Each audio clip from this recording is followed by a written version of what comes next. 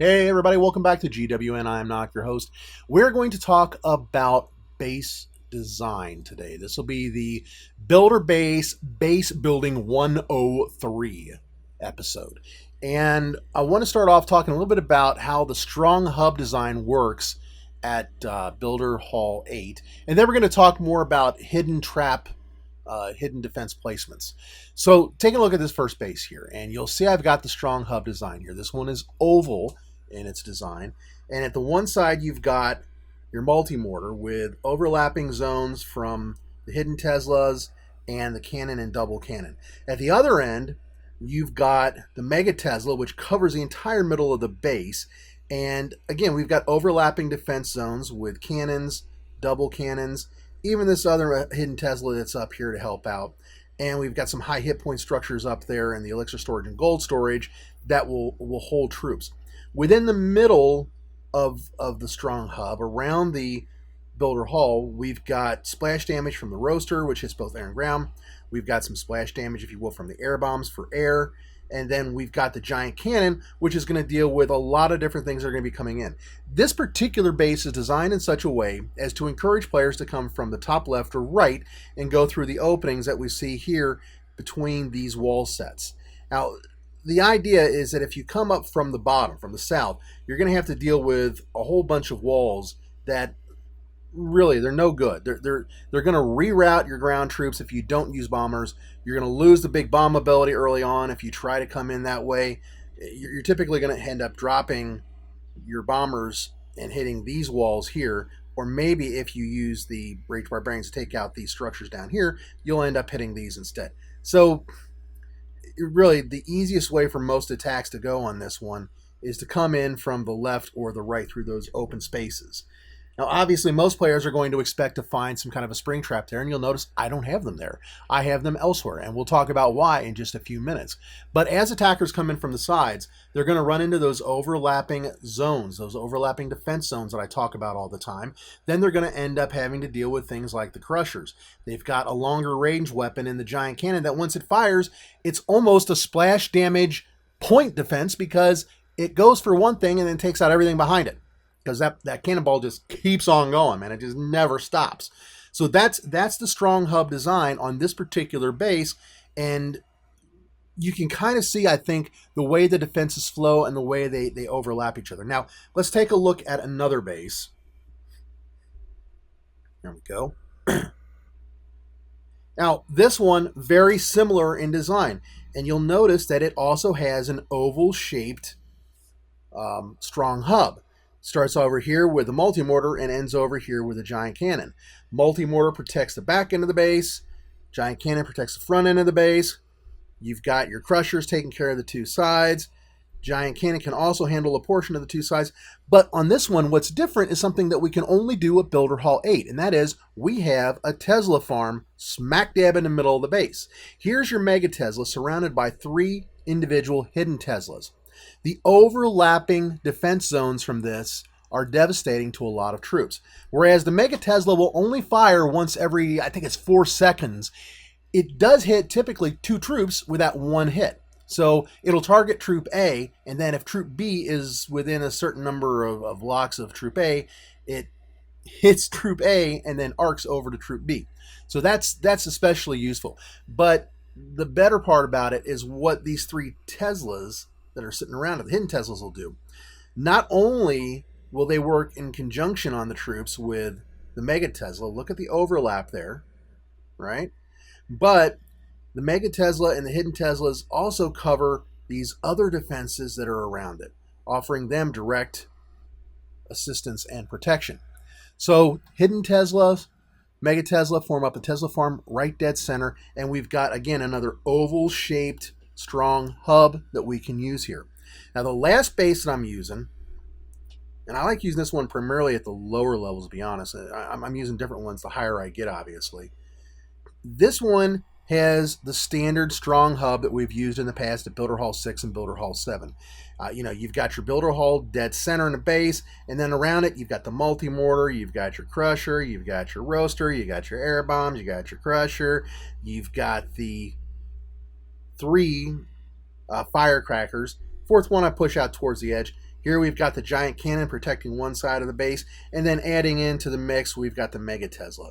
Between the Mega Tesla, the giant cannon, the roaster, and the multi-mortar, you've got a good solid coverage all the way around that builder hull. And then to round it out, we've got things like, the double cannon, the regular cannon, the hidden Tesla, and the Archer, with a high hit point defense, or I'm sorry, high hit point junk building, if you will, and the gold storage. Again, the same concept that we've talked about here. Now, this particular base does very well up into the low 4,000s, but after that, it starts to suffer a little bit. And in all honesty, I don't like using this above around, say, maybe 4,200, 4,300 or so. Once I get up into that range, that's when I've been switching over to using this base instead. And this base has taken me, I think I used it last season, or a version of it, to get up into the mid 5,000s. And I've just been running it here lately, and you can see right now I'm at 4,800. I've been testing a lot of different bases and attack strategies, so I haven't even broken 5,000 this season yet. Just, how it is when you're testing things, it's hard to get up there. But this is currently my favorite base design, and for all the reasons that I've already mentioned, with that oval strong hub and just the way things get laid out. Now, let's talk a little bit about bases, diamond bases versus the box bases. At Builder Hall 8, I would not use a box base, and I've tested them. I've run them on all of my games. They just don't hold up, and the reason for that is because they tend to be open centered, and once you break in, the bases just collapse under the weight of ground attacks, specifically and especially cannon carts. I also use mass super P.E.K.K.A against a lot of those bases, and I just absolutely positively annihilate them. Now, these diamond bases are a little bit different though. The diamond base has greater pathing compared to the typical box base, and it has greater protection for certain zones, like for example what you see here at the bottom of the base, where we are able to protect against inbound troops coming up from the south. So diamond bases, in my opinion at least, are the way to go at Builder Hall 8, and that's what you're going to see running on most of my games, except for when I'm testing new base designs. I've tested maybe 7 or 8 of the different box bases, moving things around, rearranging them, even giving them the strong hub like you see here in this particular base. They inevitably have problems because they rely on walls to prevent the inbound attack, and it just doesn't work well. Okay, so let's shift gears and talk about the hidden stuff, specifically your hidden defenses, starting off with the Teslas.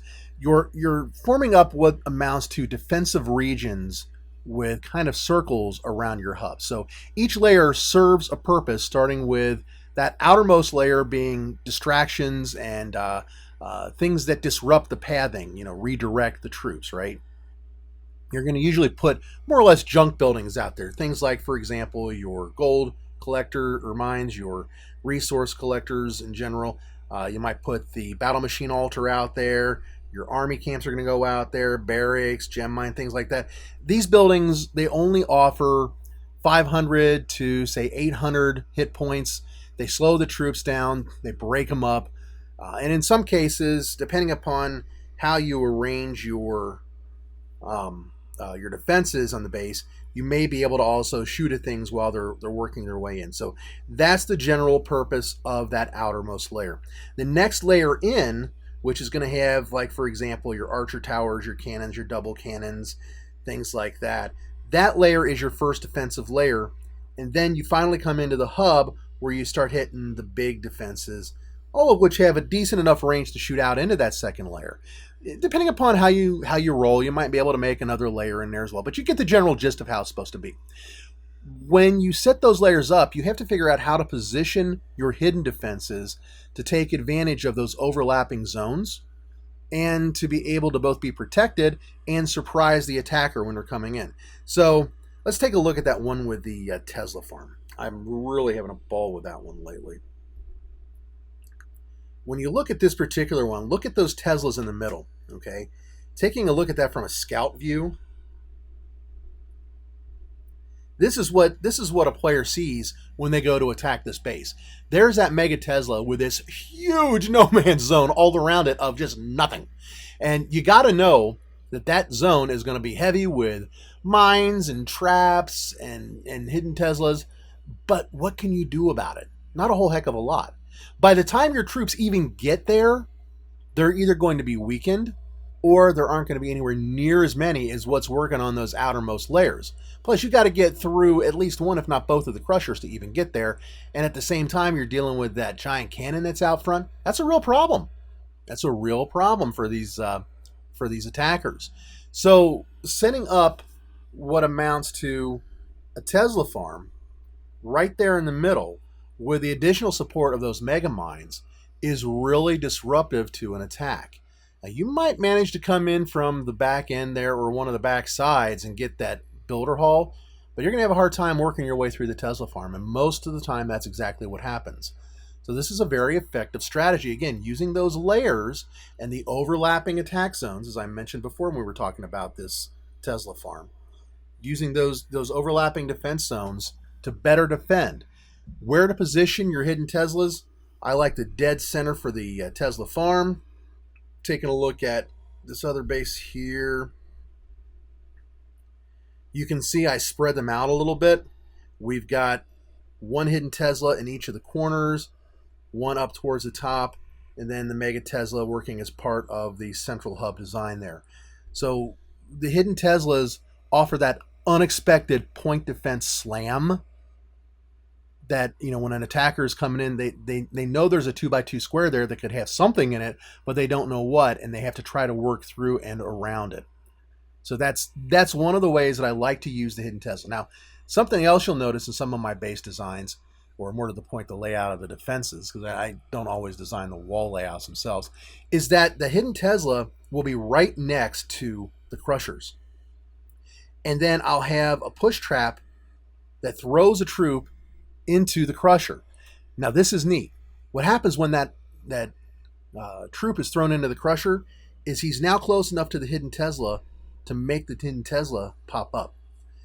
So all of a sudden the hidden Tesla is zapping things all over in air, all because one troop worked its way into the base and hit that push trap and was thrown into the effective range of the hidden Tesla. Okay? And I do this on a lot of my base designs. That's one of my things I like to do. I like to activate the hidden Tesla by throwing a troop into its sphere of influence, if you will, especially if I have the ability to set it up right next to one of these crushers, as I do in this particular base. I do it on several of my bases. Now, talking about the push traps, you got to be careful about that, though, because when you push a troop into the base, depending upon where you send it, it may actually be able to do more damage than if it just walked in on its own and got hit by whatever was around the periphery. Case in point, the Super P.E.K.K.A.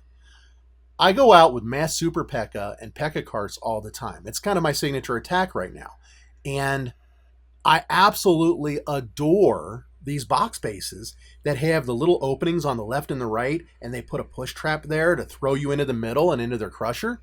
Because I'll intentionally send a Super P.E.K.K.A. on either side to hit those push traps. See, the Super P.E.K.K.A. doesn't do anything on the spring trap. It just walks right over it, activates it, it's done. But on a push trap, she's not heavy enough to not be thrown. So she gets thrown into this crusher with full health, which is enough to withstand the drops of the crusher. Hits it a couple times, boom, the crusher is gone. The Super P.E.K.K.A. is able to do a little bit more damage before it explodes somewhere dead center of the base. And now I've got a nice open pathway where I don't have to deal with it anymore. So I will use the Super P.E.K.K.A.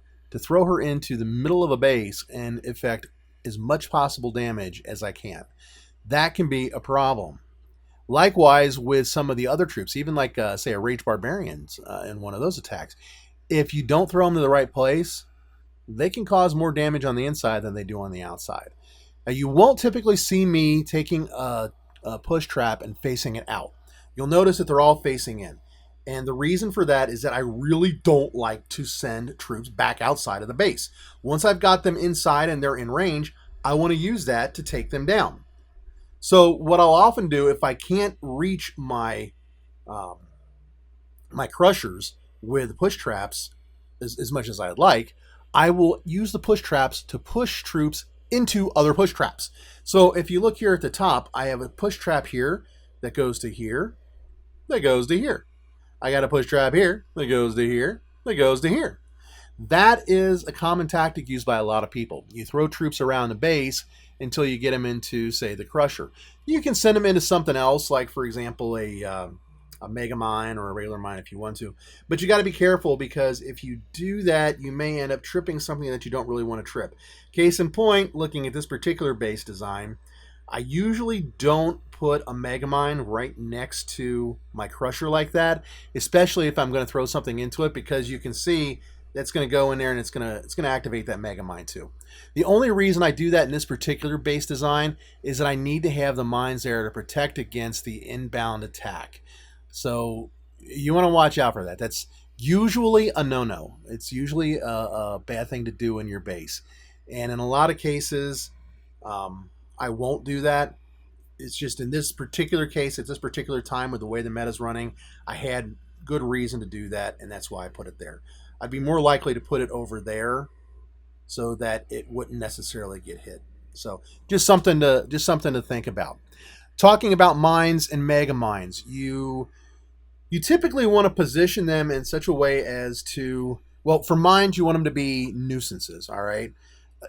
Your mine is going to push troops back. It's going to push them around. You can push them into a crusher. You can push them into range of a hidden Tesla to make it pop up. But usually the mines themselves are not going to kill a troop.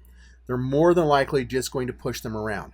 Here you can see I have mines out to the sides and up at the top to deal with bombers.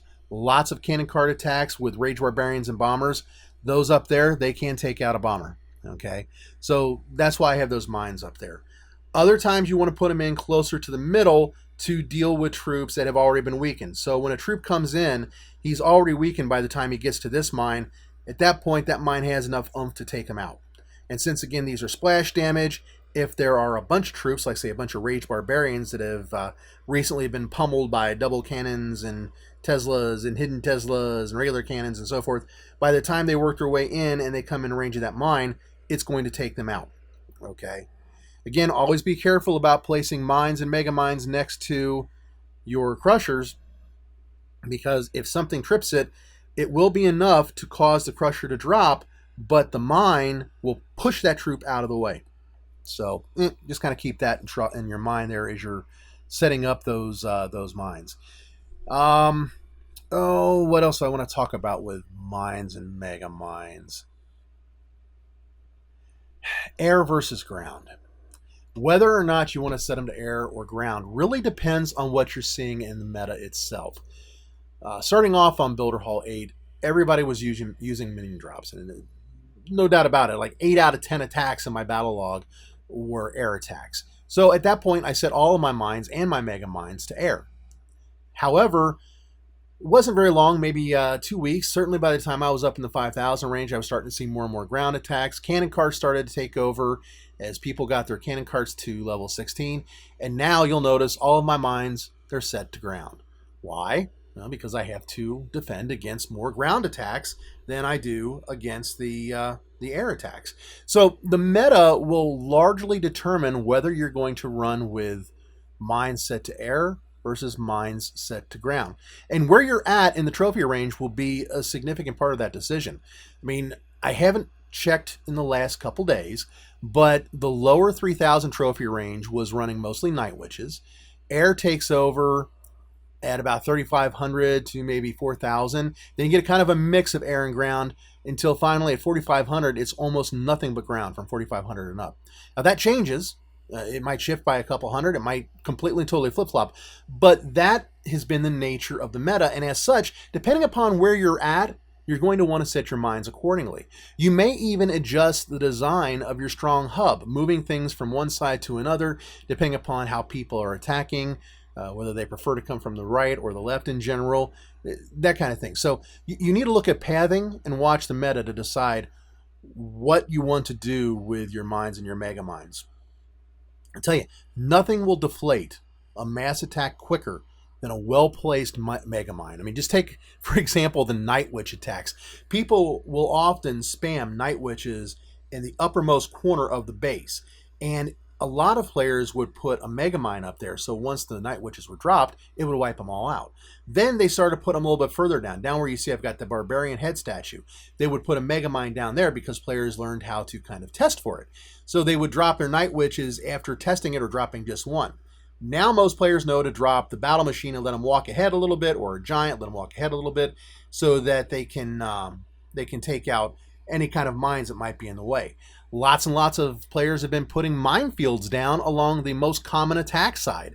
So take, for example, this base. You might put a minefield across the top left or the top right, depending upon whether people are attacking more coming in as air, coming in towards your roaster versus coming in towards your air bombs. So those minefields, you have to account for them as an attacker, but a lot of defenders will set up 4 regular mines and 2 MegaMines up there, and then put the last ones inside the base somewhere to deal with whatever survives.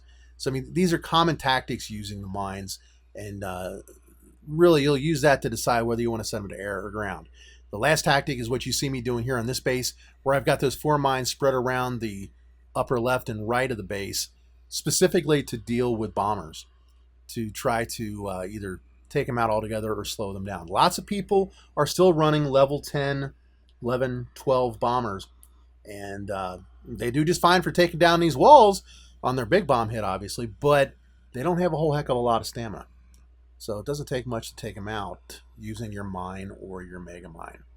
So that is building base design, BBBBB 103, talking about hidden defense placement and a little bit more on the Strong Hub.